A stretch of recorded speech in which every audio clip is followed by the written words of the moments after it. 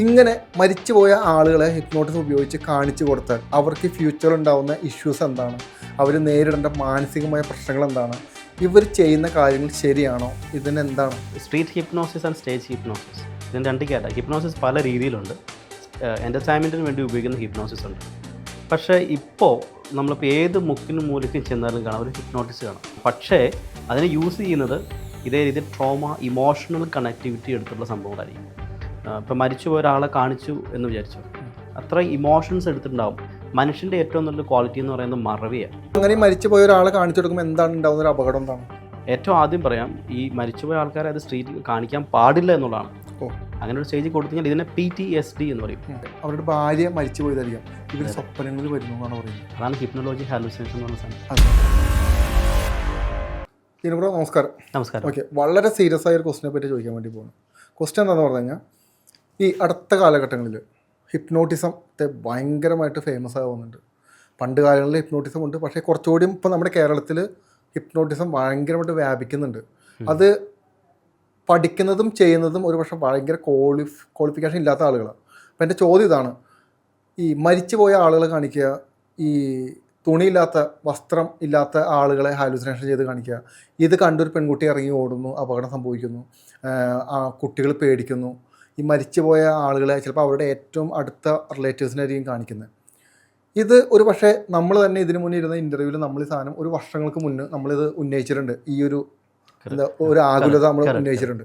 ശരി, അപ്പോൾ എൻ്റെ ചോദ്യം ഇതാണ്, ഇങ്ങനെ മരിച്ചുപോയ ആളുകളെ ഹിപ്നോട്ടിസം ഉപയോഗിച്ച് കാണിച്ചു കൊടുത്താൽ അവർക്ക് ഫ്യൂച്ചറിൽ ഉണ്ടാകുന്ന ഇഷ്യൂസ് എന്താണ്, അവർ നേരിടേണ്ട മാനസികമായ പ്രശ്നങ്ങൾ എന്താണ്, ഇവർ ചെയ്യുന്ന കാര്യങ്ങൾ ശരിയാണോ, ഇതിനെന്താണ് പറയാനുള്ളത്? റോജി, ഇത് street hypnosis and stage hypnosis, ഇതിന് രണ്ട് കാറ്റഗറി. ഹിപ്നോസിസ് പല രീതിയിലുണ്ട്. എൻ്റർടൈൻമെൻറ്റിന് വേണ്ടി ഉപയോഗിക്കുന്ന ഹിപ്നോസിസ് ഉണ്ട്. പക്ഷേ ഇപ്പോൾ നമ്മളിപ്പോൾ ഏത് മുക്കിനും മൂലയ്ക്കും ചെന്നാലും കാണാം ഒരു ഹിപ്നോട്ടിസ് കാണാം. അത് പ്രത്യേകിച്ച് നമുക്ക് ഇപ്പോൾ സ്ട്രീറ്റ് ഹിപ്നോട്ടിസ്റ്റ് പോകുന്ന വഴിക്കെല്ലാം ചെന്ന് ആൾക്കാരെ ചെന്ന് ഹിപ്നോട്ടൈസ് ചെയ്ത് കാണിക്കുന്നത് സ്ട്രീറ്റ് ഹിപ്നോട്ടിസ് ഉണ്ട്. പക്ഷേ അത് എൻ്റർടൈൻമെൻറ്റ് ടൂളാണ്. പക്ഷേ അതിനെ യൂസ് ചെയ്യുന്നത് ഇതേ രീതിയിൽ ട്രോമ, ഇമോഷണൽ കണക്ടിവിറ്റി എടുത്തുള്ള സംഭവങ്ങളായിരിക്കും. ഇപ്പോൾ മരിച്ചുപോയ ഒരാളെ കാണിച്ചു എന്ന് വിചാരിച്ചു, അത്ര ഇമോഷൻസ് എടുത്തിട്ടുണ്ടാവും.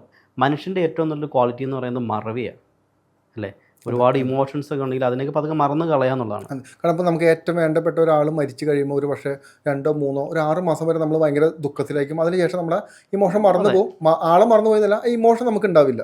പതുക്കെ അത് കുറഞ്ഞു വരും. വളരെ വിരളമായ ആളുകൾക്കാണ് എപ്പോഴും കണ്ടിന്യൂ ചെയ്ത് പോകുന്നത്. അത് അങ്ങനെയുള്ളവർക്ക്. അപ്പോൾ അങ്ങനെ മരിച്ചു പോയ ഒരാളെ കാണിച്ചു കൊടുക്കുമ്പോൾ എന്താണ് ഉണ്ടാകുന്ന ഒരു അപകടം എന്താണ്? ഏറ്റവും ആദ്യം പറയാം, ഈ മരിച്ചുപോയ ആൾക്കാരെ അത് സ്ട്രീറ്റിൽ കാണിക്കാൻ പാടില്ല എന്നുള്ളതാണ്. അങ്ങനെ ഒരു സ്റ്റേജിൽ കൊടുത്തു ഇതിനെ PTSD എന്ന് പറയും, പോസ്റ്റ് ട്രോമാറ്റിക് സ്ട്രെസ് സിൻഡ്രോം അല്ലെങ്കിൽ ഡിസോർഡർ എന്ന് പറയും. അപ്പോൾ ഈ PTSD വരുന്ന ആളുകളുടെ പ്രശ്നം എന്ന് വെച്ചാൽ ഇവർക്ക് ഹിപ്നോളജിക് ഹാലൂസിനേഷൻസ് ഉണ്ടാകാം.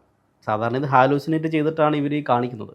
സ്ട്രീറ്റിലേക്ക് മരിച്ച ആൾക്കാരെ കാണിച്ചു കൊടുക്കുക, അല്ലെങ്കിൽ ഈ നഗ്നരായ ആൾക്കാരെ കാണിച്ചു കൊടുക്കുക, പിന്നെ എന്തോ പുലി വരുന്നു, പാമ്പ് വരുന്നു എന്നൊക്കെ പറഞ്ഞുകൊണ്ട് പേടി. ഇതെല്ലാം ഹയർ ഗ്രേഡ് ഓഫ് ഇമോഷൻസാണ്. നമുക്കൊരു നഗ്നരായ ആളെ കാണിച്ചു കൊടുക്കുക എന്ന് പറയേണ്ട സംബന്ധിച്ചാൽ ഭയങ്കര സെൻസിറ്റീവായിട്ടുള്ള ഇഷ്യൂ ആണ്. ഒരു ഭയപ്പെടുത്തുന്ന ഒരു സംഭവം, പുലി അല്ലെങ്കിൽ പാമ്പ് എന്നൊക്കെ പറയുന്നത് പേടിപ്പിക്കുന്ന സംഭവങ്ങളാണ്. ഇതെന്താ ജനറേറ്റ് ചെയ്യണമെന്നറിയാം. ഈ ഹാലൂസിനേറ്റ് ചെയ്ത് കഴിയുമ്പോൾ ഇവർ കിടന്നുറങ്ങുന്നതിന് മുമ്പ്, ഇതിനാണ് ഹിപ്നോളജിക് ഹാലൂസിനേഷൻ എന്ന് പറയും. കിടന്നുറങ്ങുന്നതിന് മുമ്പ് ഇതേ ഹാലൂസിനേഷൻ റിപ്പീറ്റ് വരും. ഇവർക്ക് ഉറക്കം നഷ്ടപ്പെടും ഫസ്റ്റ്. അതിനുശേഷമായിരിക്കും പിന്നീട് പോസ്റ്റ് ട്രോമാറ്റിക് സ്ട്രെസ് ഡിസോർഡറിലേക്ക് ഇവർ പോവുകയും ഇതേ സെയിം ട്രിഗർ ഓരോ സാഹചര്യത്തിലും വീണ്ടും വീണ്ടും പുറത്തേക്ക് വരും. പിന്നെ സംഭവിക്കാൻ പോകുന്നത് അടുത്ത ഗ്രേഡാണ്. ഇത് സെക്കൻഡ് സ്റ്റേജ് ആണെങ്കിൽ മൂന്നാമത്തെ സ്റ്റേജ് എന്ന് പറയുന്നത് സ്കീസോഫ്രീനിയ എന്ന് പറയും. സ്കീസോഫ്രീനിയ എന്ന് വെച്ചാൽ അത് ഹാലൂസിനേഷനാണ്. അപ്പോൾ 3 രീതിയിൽ ഇവർ ഹാലൂസിനേറ്റ് ചെയ്യപ്പെടാം. ഒന്ന്, ഓഡിറ്ററി. ഇവർ ചിലപ്പോൾ ഇല്ലാത്ത ശബ്ദങ്ങൾ കേൾക്കും, ആരൊക്കെ എന്തൊക്കെയോ പറയുന്നുണ്ടല്ലോ എന്നുള്ളൊരു സംഭവം കേൾക്കാം. രണ്ടാമത്തേത് വിഷ്വൽ. അവർ ഈ മുറിക്കകത്ത് ആരുണ്ട്, എവിടെയുണ്ട്, അപ്പോൾ അവിടെ ഒരാളുണ്ട്, ഇതുണ്ട്, നമ്മൾ ഈ ഓൾറെഡി ഹാലൂസിനേറ്റ് ചെയ്തിട്ടുണ്ടേ. മൂന്നാമത്തെ സോമാറ്റിക് ഹാലൂസിനേഷൻ എന്ന് പറയും. ദേഹത്ത് തോണ്ടി, പിച്ചി, ആരെന്നെ മാന്തി എന്നൊക്കെ പറയുന്ന ഈ 3 രീതിയിലേക്കും ഇവർക്ക് റിഫ്ലക്റ്റ് ചെയ്യാൻ തുടങ്ങും. അതുകൊണ്ടാണ് സ്റ്റേജ് ഹിപ്നോസിസിൽ ഇങ്ങനത്തെ കാര്യങ്ങൾ ചെയ്യാൻ പാടില്ല എന്ന് പറയുന്നത്. മനസ്സിനെ വെച്ചല്ലേ നമ്മൾ കളിക്കുന്നത്. ഒരിക്കലും അത് ക്വാളിഫിക്കേഷൻ്റെ പ്രധാനമല്ല, ഒരിക്കലും ചെയ്യാൻ പാടില്ലെന്നുള്ളതാണ്. നമ്മളൊരു മനുഷ്യൻ്റെ മനസ്സിനെ വെച്ചിട്ട് ഹാലൂസിനേറ്റ് ചെയ്യിപ്പിച്ചുകൊണ്ട് എന്തൊരു മാരകമായ പരിപാടികൾ ചെയ്തുകൊണ്ടെന്നറിയാം. സാധാരണ നമ്മൾ ക്ലിനിക്കിലൊക്കെ തെറാപ്പിയിലേക്ക് വരുമ്പോൾ ഒരിക്കലും ഞാൻ ഇങ്ങനത്തെ കേസുകളിൽ ഈ ഹാലൂസിനേഷൻ പരമാവധി അവോയ്ഡ് ചെയ്തിട്ട് ചെയ്യാറുള്ളൂ. പിന്നെ ചില സാഹചര്യങ്ങൾ അവർക്ക് നീഡഡ് ആയിട്ടുള്ള സാഹചര്യം ഉണ്ടാകാം. അതെന്ത് സാഹചര്യങ്ങളാണ് ആ നീഡഡായ സാഹചര്യങ്ങൾ? ആ സാഹചര്യം എന്ന് പറയുന്നത് പെട്ടെന്ന് നമുക്കൊരാൾ മരിച്ചുപോയ സാഹചര്യത്തിൽ നമുക്ക് കാണാനോ വിട പറയാനോ ഒന്നും പറ്റിയില്ല. അപ്പോൾ നമ്മൾ വേറെ വിദേശ രാജ്യത്തായിരുന്നിരിക്കാം. അപ്പോൾ ഒരിക്കലൊന്ന് കാണണമെന്ന് എനിക്ക് ആഗ്രഹമുണ്ട്. പേടികൊണ്ടല്ല, എനിക്ക് ഭയങ്കര ആഗ്രഹം. എനിക്ക് 1-2 വാക്ക് പറഞ്ഞാൽ കൊള്ളാമെന്ന് ആഗ്രഹമുണ്ട്. അങ്ങനെയുള്ളൊരു സാഹചര്യം. പിന്നെ ഒരമ്മയാണെങ്കിൽ ഈ അമ്മയുടെ മകൻ മരണപ്പെട്ടെന്ന് വിചാരിച്ചു. ഈ മരണപ്പെട്ട ആ മകൻ്റെ അടുത്തേക്ക് അമ്മയ്ക്ക് ഒന്ന് പറഞ്ഞാൽ, എനിക്ക് മകനെ ഒന്ന് കണ്ട് സംസാരിച്ചാൽ എൻ്റെ വിഷമം മൊത്തം തീരും സാറേ എന്ന് പറഞ്ഞ കേസുകൾ എൻ്റെ അടുത്ത് വന്നിട്ടുണ്ട്. അപ്പോൾ ചില കേസുകളിൽ ഫസ്റ്റ് സിറ്റിങ്ങിൽ തന്നെ ഇത് ചെയ്യില്ല. ആദ്യം അവർക്ക് പ്രീ കൗൺസിലിംഗ് എല്ലാം കൊടുത്ത് അവരെ ഒരു നോർമൽ സ്റ്റേറ്റിലേക്ക് കൊണ്ടുവന്നതിന് ശേഷമേ സെക്കൻഡ് അല്ലെങ്കിൽ തേർഡ് സിറ്റിങ്ങിലായിരിക്കും നമ്മൾ ഹാലൂസിനേറ്റ് ചെയ്യിപ്പിക്കുക. അപ്പോൾ അമ്മേനെ ആ കുട്ടീനെ പതുക്കെ ഹാലൂസിനേറ്റ് ചെയ്യിപ്പിച്ചിട്ട് കാണിച്ചു കൊടുത്തിട്ട് കത്തർസിസ് എന്ന് പറയും. ആ ഇമോഷൻ ഔട്ട് ബ്രേക്ക് ചെയ്തിട്ട് കളയുക, ഫുള്ള് റിലീസ് ചെയ്ത് കളഞ്ഞതിന് ശേഷം ഇതിനെ നിർത്തരുത്. ഇത് കഴിഞ്ഞിട്ട് ഈ കാരണം ഹാലൂസിനേറ്റ് ചെയ്യിപ്പിച്ച് നിർത്താൻ പാടില്ല. ഇതിന് ശേഷം ഇതിനെ സ്റ്റോപ്പ് ചെയ്തതിന് ശേഷം വീണ്ടും ഈ അമ്മേനെ കൊണ്ട് പോസിറ്റീവ് പ്ലേസ് എന്ന് പറയും. ഇതിന് പകരം പോസിറ്റീവായിട്ടുള്ള ഔട്ട്കംസ് ഇട്ട് മനസ്സിനെ ഫുള്ള് റീഫ്രഷ് ചെയ്ത് കൊണ്ടുവന്ന് ഒരു 3-4 സിറ്റിംഗ് വീണ്ടും എടുത്താൽ മാത്രമേ ഈ സ്ട്രെസ്സിൽ നിന്ന് ഇവർ പുറത്തേക്ക് വരത്തുള്ളൂ. ഇല്ലെങ്കിൽ ഇതേ സെയിം ട്രിഗർ വരികയും പിന്നീട് എവിടെയെങ്കിലും ഇതിനോട് വാർത്ത കേൾക്കുകയും ഇതിനോട് സംസാരിക്കുകയും വാർത്ത കേട്ടാൽ വീണ്ടും ഇതേ സംഭവം ഫീൽ ചെയ്യാം. ഈ ദൃശ്യം സിനിമയിൽ ഇതേപോലെ ഒരു സംഭവമുണ്ട്. മകൻ മരിച്ചുപോയ സമയത്ത് ലാസ്റ്റ് സിദ്ദിഖ് വരുന്നുണ്ട്. അവൻ്റെ ഓരോ ഫോൺ കോളുകളും കോളിംഗ് ബില്ലുകളും വീട്ടിൽ വരുന്ന ഫോൺ കോളുകളെല്ലാം അവൻ്റേതാണെന്ന് ചിന്ത വരുന്നുണ്ടെന്ന് ഒരു തോന്നൽ. അവർ ലൈവായിട്ടിരിക്കുന്ന ആൾക്കാരാണെന്ന് ആലോചിക്കണം. ഇപ്പോൾ പലപ്പോഴും ഈ ഹിപ്നോട്ടിസത്തിൻ്റെ എൻ്റർടൈൻമെൻറ്റ് വീഡിയോസ് അല്ലെങ്കിൽ മരിച്ചുപോയ ആളുകളുടെ വീഡിയോസ് കാണുമ്പോൾ കുറേ ആളുകൾ ഇത് ആവശ്യപ്പെടാറുണ്ട്. എൻ്റെ മരിച്ചുപോയ മകനൊന്ന് കാണിച്ചു തരുമോ, എൻ്റെ ഭർത്താവിനൊന്ന് കാണിച്ചു തരുമോ, എൻ്റെ ഭാര്യനൊന്ന് കാണിച്ചു തരുമോ. ഇത് ആക്ച്വലി കാണിക്കാനും ഇത് സാധ്യമാവുന്നൊരു കാര്യമാണ്. ഇത് വലിയൊരു മാന്ത്രികതയുടെ കാര്യമൊന്നുമല്ല, ഇത് സാധ്യമാവുന്ന കാര്യമാണ്. പക്ഷേ ഇതൊരു പ്രോപ്പർ ഒരു ക്ലിനിക്കൽ സൈഡുള്ള വ്യക്തികൾക്ക് മാത്രമേ ഇത് കൃത്യമായി ചെയ്യാൻ പറ്റുള്ളൂ. കാരണം ഇത് ചെയ്യുക മാത്രമല്ല, ചെയ്തതിന് ശേഷം ഉണ്ടാകുന്ന കുറേ പ്രോസസ്സ് ഇതിലുണ്ട്. അതുകൊണ്ടാണ് പലപ്പോഴും സ്ട്രേറ്റ് ഹിപ്നോട്ടിസത്തിൽ ഈ കാര്യം ചെയ്യരുന്നപ്പോൾ പറഞ്ഞത് വെച്ചിട്ട് എനിക്ക് മനസ്സിലാവുന്ന കാര്യം. ആ സ്ട്രേറ്റ് ഹിപ്നോട്ടിസിൽ ചെയ്യുമ്പോൾ ഉണ്ടാകുന്ന അപകടത്തെ പറ്റിയിട്ടാണ് നേരത്തെ പറഞ്ഞത്.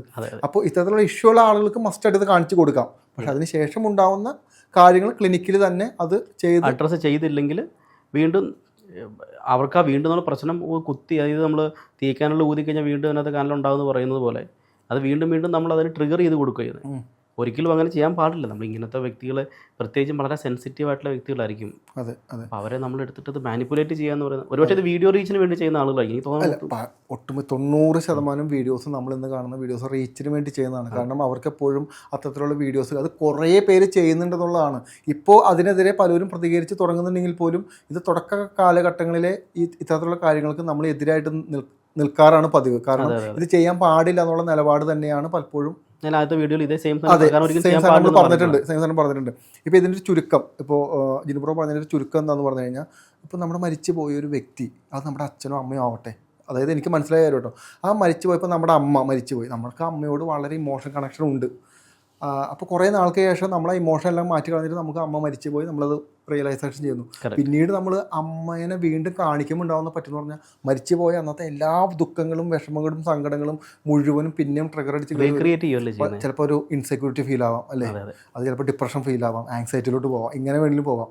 ഇപ്പോൾ ഇതിനു മുമ്പ് ഈ സ്ട്രേറ്റ് ഹിപ്നോട്ടിസം ചെയ്ത് പല ആളുകളും നമ്മോട് സംസാരിക്കുമ്പോൾ അവർക്ക് പറ്റിയ കാര്യം എന്താണെന്ന് പറഞ്ഞു കഴിഞ്ഞാൽ, ഒരു പക്ഷേ അവരുടെ ഭാര്യ മരിച്ചു പോയതായിരിക്കാം, ഇവർ സ്വപ്നങ്ങളിൽ വരുന്നു എന്നാണ് പറയുന്നത്. അതാണ് ഹിപ്നോളജി ഹാലൂസിനേഷൻ എന്ന് പറഞ്ഞ സാധനം. അതെ, ഈ സ്വപ്നങ്ങളിൽ വരുന്നു. ചില സമയത്ത് ഇവർ ഈ മരിച്ചുപോയ ഭാര്യ ഉപദ്രവിക്കാൻ വരുന്നു, ചിലപ്പോൾ സംസാരിക്കുന്നു, പുറകിൽ നിന്ന് സംസാരിക്കുന്നു, കാണുന്നു. ഇത്തരത്തിലുള്ള കാര്യങ്ങളാണ് പലപ്പോഴും ഇത്തരം എൻ്റർടൈൻമെൻറ്റ് ഹിപ്നോട്ടിസം ചെയ്ത് ഹാലൂസിനേഷൻ ചെയ്ത് ആളുകൾക്ക് കിട്ടിയിരിക്കുന്നത്. അപ്പോൾ ഇങ്ങനെയുള്ള ആളുകളെ നമുക്കിനി രണ്ടാമത് ക്ലിനിക്കൽ സൈഡിൽ നമുക്ക് എന്ത് ചെയ്യാൻ പറ്റും, സഹായിക്കാൻ പറ്റും. പക്ഷേ നമുക്ക് സമയമെടുത്ത് ചെയ്യാൻ പറ്റുള്ളൂ. അവർക്ക് ഈ PTSD post traumatic stress disorder എന്ന് പറയുന്നത് വളരെ ഈസി ആയിട്ട് അഴിക്കാൻ പറ്റുന്ന കേസൊന്നുമല്ല, പക്ഷേ പോസിബിളാണ്.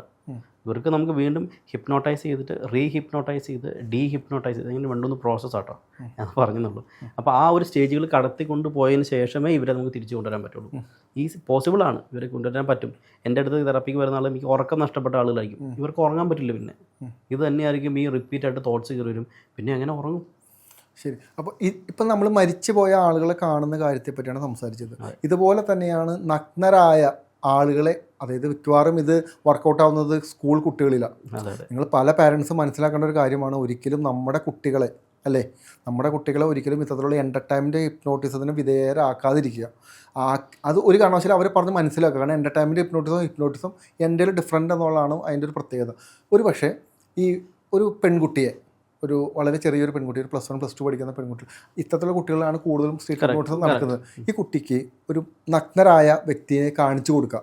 ഈ കുട്ടി കണ്ടു, ചുറ്റും നിൽക്കുന്ന ആളുകൾക്ക് വളരെ തമാശയും കൗതുകമായിട്ടൊക്കെ തോന്നാം. പിന്നീട് കുട്ടിക്ക് എന്തായിരിക്കും വരുന്ന മാറ്റങ്ങൾ എന്തായിരിക്കും? വളരെ സെൻസിറ്റീവായിട്ടുള്ള ഇഷ്യൂ ആണിത്.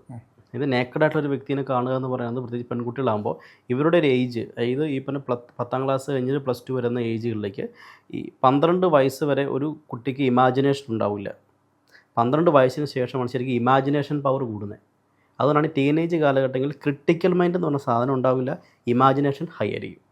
അപ്പോൾ ഇവർ ഇമാജിൻ ചെയ്യുന്നതെല്ലാം പിന്നീട് ചിലപ്പോൾ വഴിയെ പോകുന്ന ആളുകളെ ആയിരിക്കാം, വീട്ടിലുള്ള ആളുകളെ ആയിരിക്കാം, ബന്ധുക്കളെ ആയിരിക്കാം, ഇതേ സെയിം ഫീലിങ്സ് വരും. അതായത് ഈ സെക്ഷുവാലിറ്റി നൂഡിറ്റി കാണിച്ചാൽ പിന്നീടും റിലേറ്റീവ്സിനായാലും സുഹൃത്തുക്കളായാലും ഈ സെക്ഷുവാലിറ്റി അവരുടെ തലയിൽ ആഡ് ഓൺ ആവും. അവർ ചിലപ്പോൾ അതിലോട്ട് എത്തിപ്പെടാം, അല്ലെങ്കിൽ മോശമായ രീതിയിലോട്ട് പോകാൻ സാധ്യത വളരെ കൂടുതൽ. അതല്ല ഉദ്ദേശിച്ചത്. കറക്റ്റ്. അവരുടെ കുറ്റമല്ലത്. അവരുടെ മനസ്സിൽ ആ ഇമോഷൻ കിട്ടി. നമ്മളിങ്ങനെ ഒരു ഇപ്പോഴത്തെ ഇങ്ങനത്തെ സിറ്റുവേഷൻ വരുമ്പോൾ നോർമലി നമ്മുടെ ശരീരത്തിൽ ഉണ്ടാകുന്ന ഒരു ഹോർമോണാണ് ഡോപ്പാമൈൻ. അത് ഭയങ്കര ഹാപ്പിനെസ് കിട്ടുന്ന ഹോർമോണാണ്.